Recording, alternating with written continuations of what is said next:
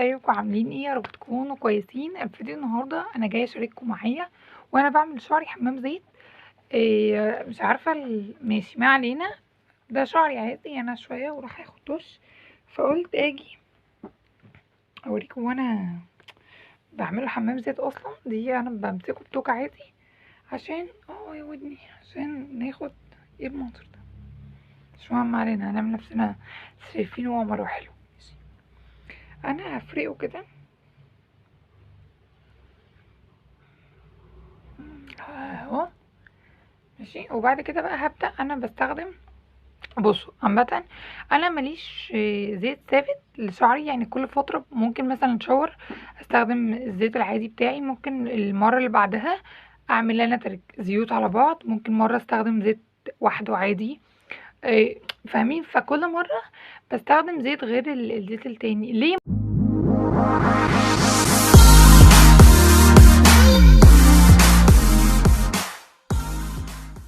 فليه انا بحب اغير الزيت ليه؟ دي انا معرفش. المهم انا فرقت شعري كده نصين، وحاطه التوكه اللي انا استنوا بس اشمر، وحاطه التوكه دي اللي انا هلبسها في شعري، اللي انا هحطها في شعري.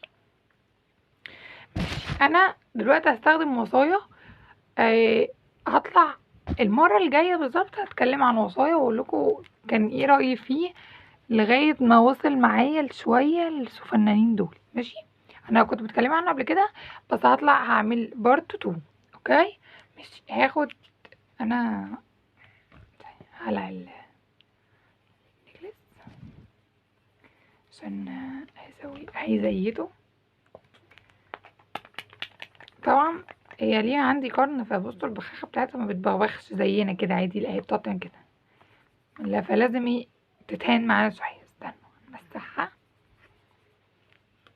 طيب اهو الزيت في ايدي، هعمله كده اهو، و عشان بس البريسنج بيتعبني فهعمل. بصوا انا خدت من اول هنا اهو، وهروح مسحه في شعري كده. اظن باين ان احنا حطينا عليه الزيت. شعري من تحت عامه، اطراف شعري عايزه تقص فهقصها.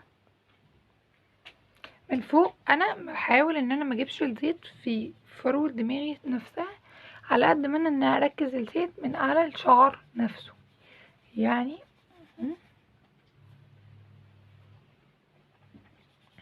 شوفوا دي، انا عندي بقى شعري من ورا هنا بيبقى كلمة محتاج يترطب دي كلمة قليلة اهو، من هنا اهو كده في شوية دول، فاقعد همسح فيهم الزيت كده اهو. بصي والله جمر. عادي عملنا الجنب ده، هاخد برضو نفس شوية البغبخة اللي بغبخناهم دول. الدور بتاع راحت فين بجد؟ مش عارفة ليه الحاجة عندي بتبوظ، ولا هو عشان ليه عندي قرن. اهو بالنسبة ان احنا كده هنعمل فوق يعني، فممكن نركز فوق، ممكن نركز كده اهو. انا ليه بحب اركز على الاطراف؟ عشان انا بالنسبه لي شعري كله بيتدمر في اطرافه. طبعا مش معنى كده ان شعري من فوق حرير ويسمع الكلام يعني، لا هو بايظ برضو، بس يعني انا مش عارفه ايه البتاعه دي متصالحه معاه من فوق، يعني مشكلتي معاه بس ان هو بيبقى من تحت. لكم بقى خطوه حلوه قوي نخلي الشعر يستفيد بالزيت بعد ما عملنا الجنبين من الزيت. طبعا انتوا عارفين ان اكتر حته انا ركزت فيها الحتتين دول. ايه المنظر ده؟ ماشي، ايه بقى الخطوه اللي قلت لكم هنعملها عشان نخلي الشعر يستفيد بالزيت؟ انا هرجع شعري كله يا لهوي ودني، هرجع شعري كله ورا كده اهو. هعمله كده عشان نحط الشويه اللي قدام يعني. يا لهوي ودي تعبانه قوي.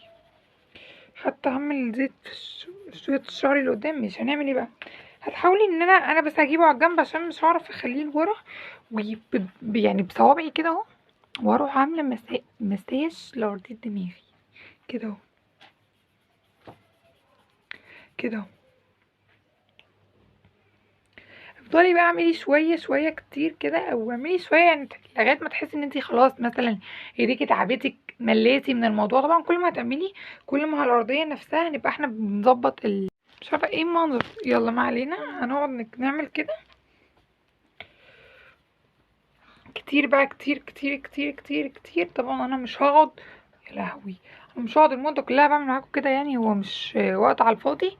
بس كده هتفضلي بقى تعملي كده، ان انت بس ايه بتحاولي ان انت يعني تعملي مساج لارضيه دماغك كده عشان تستفيد بالزيت. طبعا انا ما جبتش زيت خالص في ارضيه دماغي، انا الزيت كله كان على من اول الشعر، يعني اخدت من اول الشعر هنا والشويه اللي قدام دول زي ما انتوا شفتوا. باقي الزيت اللي كان في ايدي نيمتهم كده عشان انا برضو مش محتاجه البتاع قوي.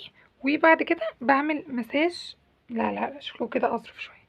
وبعد كده هعمل مساج كويس كده لارضيه دماغي كويس كده. طيب بعد كده هتلمي شعرك عادي وتقعدي بيه ساعتين او ساعتين ونص، يعني معاكي من ساعه لساعتين. حاولي ان انت تظبطي شويه دول.